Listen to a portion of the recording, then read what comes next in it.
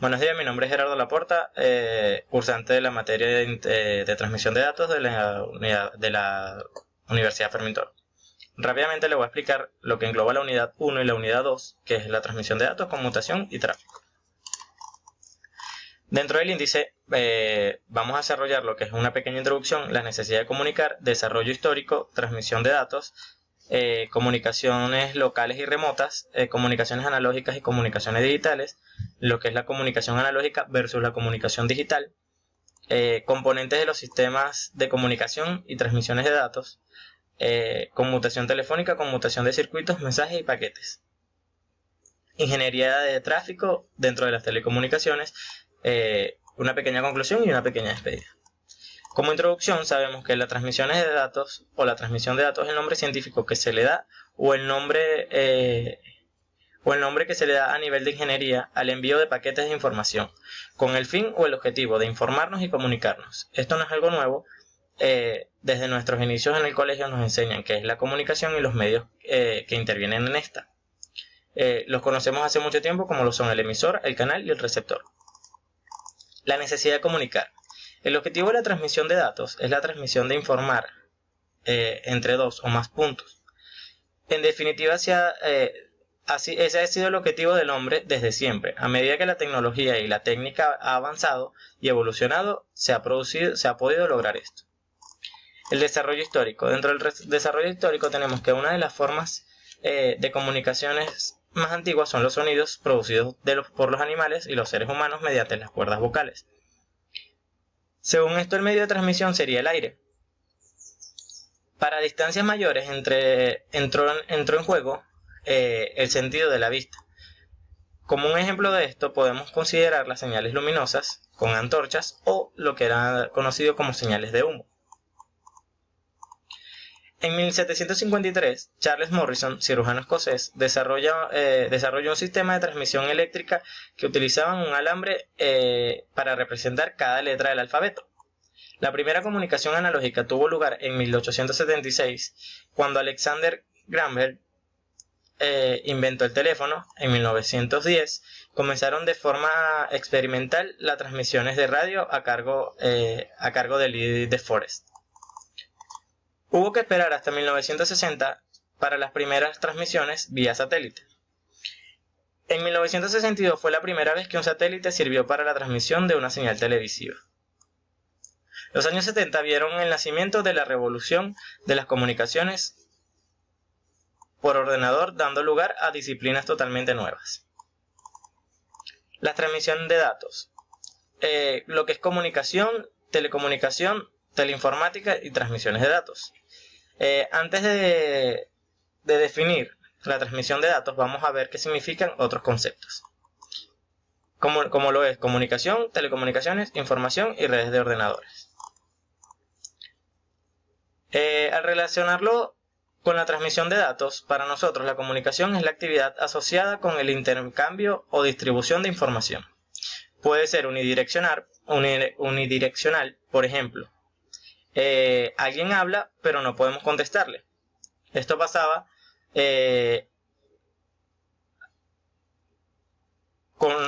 hace mucho tiempo con lo que era la clave Morse. A veces no podían contestar pero simplemente recibían un mensaje.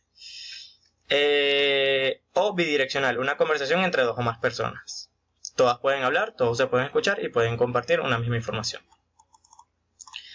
Quizás el concepto más difícil de definir por lo abstracto del término sea el de información. Podemos hacerlo desde varios puntos de vista. La información es lo que se contribuye o se intercambia con la telecomunicación. Si asociamos ese término a la comunicación o a las comunicaciones electrónicas, podemos ver la información como datos procesados o organizados de una determinada forma. Como tales, los datos no son información. Esto se logra al organizarlos.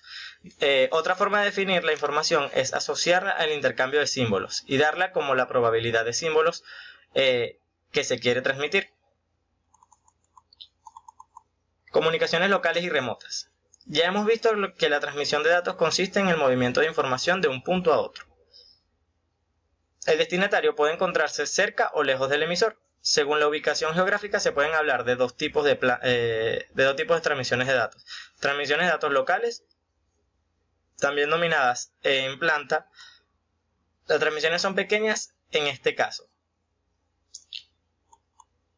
Y la otra podemos decir que la transmisión de datos es remota. La distancia entre los equipos que se requieren comunicar es mucho mayor. Eso puede suceder como lo que estamos viviendo actualmente, ya que las familias están emigrando y bueno, una comunicación remota puede ser de entre un familiar que se encuentra en otro país y nosotros desde aquí, desde el lugar, o desde aquí de Venezuela.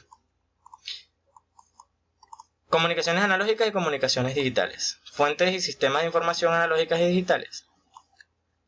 La definición de esta es una fuente de información digital. Una fuente produce un conjunto finito de posibles mensajes. Ejemplo, teclado de un ordenador. Fuente de información analógica. Una fuente de información analógica produce mensajes que se definen en un continuo. Un ejemplo es un altavoz o micrófono. Comunicaciones analógicas versus las comunicaciones digitales. El objetivo principal de cualquier sistema de comunicación de datos es ser capaz de tomar el mensaje generado por el emisor y transmitirlo por la línea y que ésta llegue al receptor de la forma más parecida a como fue emitido. A como fue emitido. Es decir, con el menor número de errores posible o pérdidas. Los sistemas analógicos son más sencillos de implementar porque estos actúan sobre una señal que se requiere transmitir. Los sistemas digitales realizan labores de compactación o encriptación de la información, lo que hace que sea necesaria más circuitería en el caso de las comunicaciones y genera menos pérdida. En las comunicaciones digitales, trata de escoger forma para las señales que se adecúen al medio por donde van a ser transmitidas. Componentes de los sistemas de comunicaciones de transmisión de datos. Vamos rápidamente al ejemplo, lo que es el emisor, el canal y el receptor. El canal conecta al emisor y el receptor. Puede ser cualquier medio de transmisión, fibra óptica, cable coaxial y hasta el mismo aire, como se lo había dicho al principio. Un pequeño ejemplo lo tenemos aquí, lo que es la voz. El emisor sería el teléfono, la línea, el receptor también puede ser telefónico y que vendría siendo el oído. Este planteamiento que le acabo de presentar en el ejemplo es lo que es un unidireccional. Ya que no posee un retorno del receptor al emisor.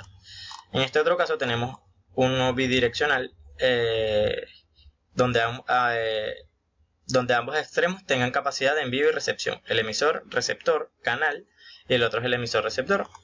Y así pueden establecer una conversación mutua. Dentro de las telecomunicaciones existen distintos tipos de transmisión, como lo son las simples, la semiduplex, o ALF duplex y la duplex. La conmutación telefónica, si se entiende a las arquitecturas y técnicas, o la conmutación telefónica, vamos a resumirlo rapidito, es una técnica utilizada en las conexiones entre terminales telefónicos y la red telefónica. Se encontraría entre los denominados redes de telecomunicaciones conmutadas, formada por un conjunto de nodos interconectados, de forma que la información, de manera de que la información se transmite de un origen a un destino mediante su encaminamiento, a través de distintos nodos que se encuentran conectados mediante rutas de transmisión, y la información que se accede a la red desde un terminal. Para resumírselo un poco. La conmutación de circuitos, mensajes y paquetes. Dentro de la conmutación de circuitos implica que en un momento dado hay una ruta dedicada entre dos terminales. En el caso de los mensajes, este tipo de conmutación